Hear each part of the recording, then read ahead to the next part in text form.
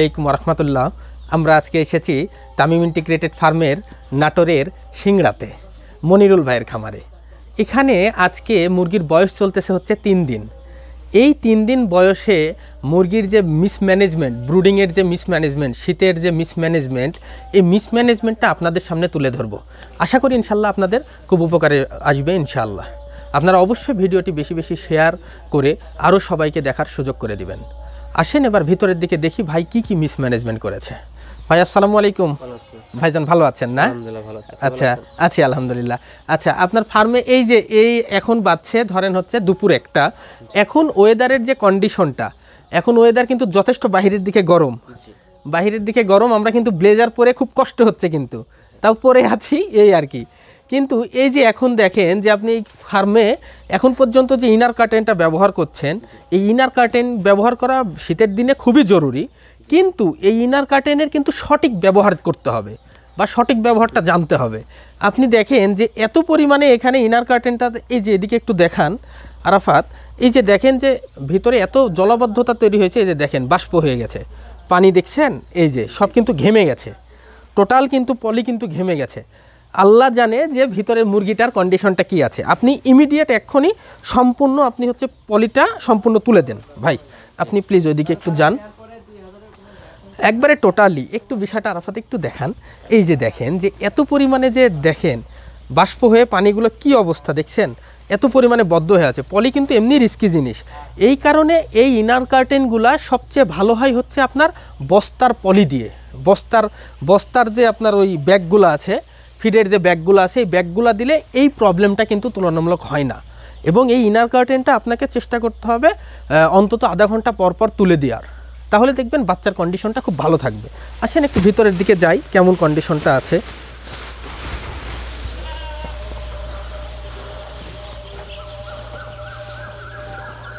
এই যে দেখেন যে ভেতরের কন্ডিশন, এখন দুপুর 1টা বাজে, এখন কিন্তু টেম্পারেচার কিন্তু বাহিরে কিন্তু অনেক বেশি।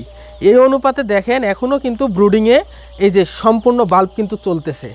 এবং আসেন বাচ্চাগুলোর দিকে দেখেন, প্রতিটা বাচ্চা কিন্তু ঘেমে গেছে। এই যে এদিকে দেখেন প্রত্যেকটা বাচ্চার বডি কিন্তু ঘেমে গেছে।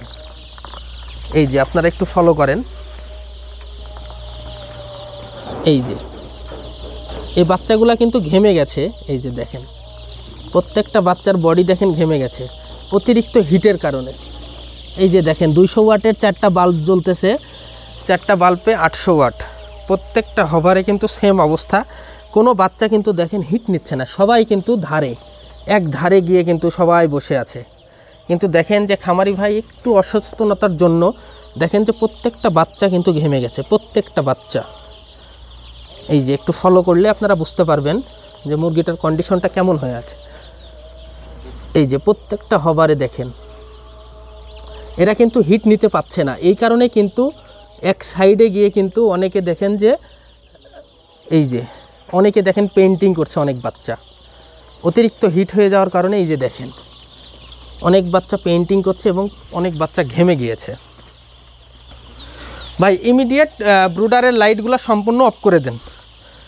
এখন অতিরিক্ত হিট দেওয়ার কোনো প্রয়োজন নাই, আপনার এমনিতেই বিদ্যুৎ খরচ হবে। আবার কি আপনার হচ্ছে মুরগির যে বাচ্চাগুলো ভাই ঘেমে গেছে, এই মুরগিগুলো আপনি দেখবেন যে লাস্টের দিকে যা মর্টালিটি শুরু হয়ে যাবে। যখন আমার মর্টালিটি এক্সেস হবে, এই যে বাচ্চাগুলো ঘেমে গেছে দেখেন ভাই, এই যে কালার বার্ড বাচ্চা, এই যে দেখেন প্রত্যেকটা বাচ্চা ঘেমে গেছে। এই বাচ্চাটার ক্ষতি সাধন হবে ভাই, দেখবেন 20 দিন 22 দিন পরে যা অটোমেটিক মর্টালিটি শুরু হয়ে যাবে, যেটা অতিরিক্ত হিট হয়ে গেছে কিন্তু বাচ্চা, প্রত্যেকটা বাচ্চা। এই বাচ্চাগুলো কিন্তু অতিরিক্ত যখন লাস্টের দিকে মর্টালিটি আসবে তখন কিন্তু হয়তো আমার কোম্পানির দোষ হবে বা বাচ্চা কোম্পানির দোষ হবে। এই কারণে একটু মিসম্যানেজমেন্টের জন্য কিন্তু দেখেন আপনার বিদ্যুৎ খরচটাও অনেক বেশি হচ্ছে, আবার কিন্তু আপনি বাচ্চাগুলোও কিন্তু খুব একটা ভালো শান্তিতে তারা থাকতে পারছে না।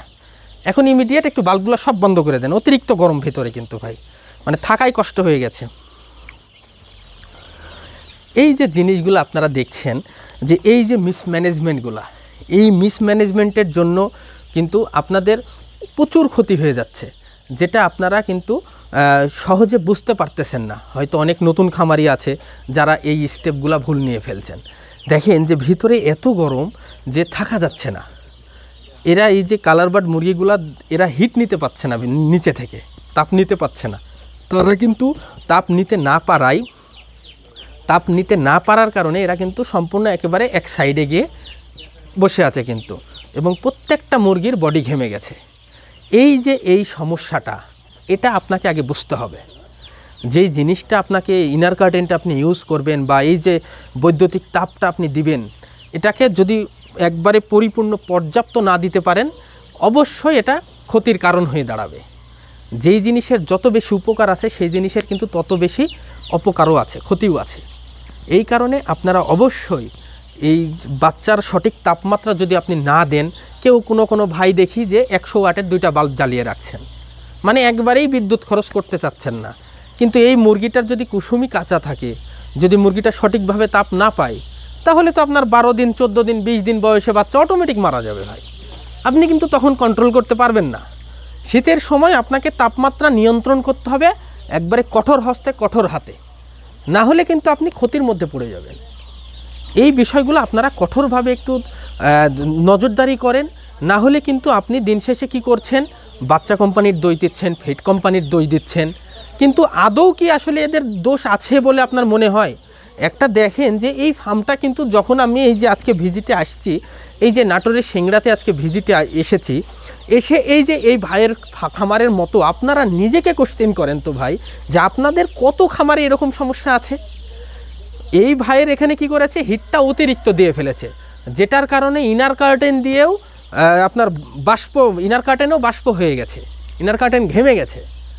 এই যে স্টেপটা, ইনার কার্টেনটা উচিত ছিল আধা ঘন্টা পর পর একটু তুলে দেওয়ার, যেন ভিতরে অ্যামোনিয়া গ্যাসটা বাহিরে বের হয়ে যায়।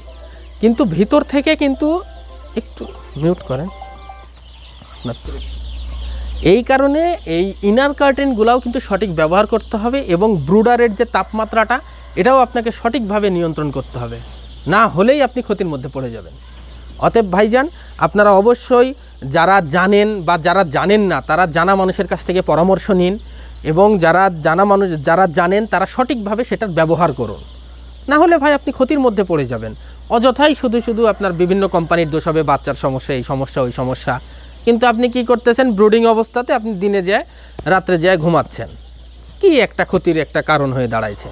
এই কারণে আপনারা বিষয়টা অবশ্যই সচেতন হন, অবশ্যই আপনারা কঠোর নজরদারির মাধ্যমে ব্রুডিং পিরিয়ডটা পার করেন। আপনারা প্রথম 7 দিন একটু পরিশ্রম করেন, প্রথম 10 দিন একটু পরিশ্রম করেন, বাকিটা সময় আপনারা রিল্যাক্সে পার হবে ইনশাআল্লাহ। আপনারা অবশ্যই ভিডিওটি বেশি বেশি লাইক কমেন্ট শেয়ার করে আমাদের পাশে থাকবেন, এবং বেল আইকনটি চাপ দিয়ে আমাদের সাথে থাকুন। আসসালামু আলাইকুম রহমতুল্লাহ।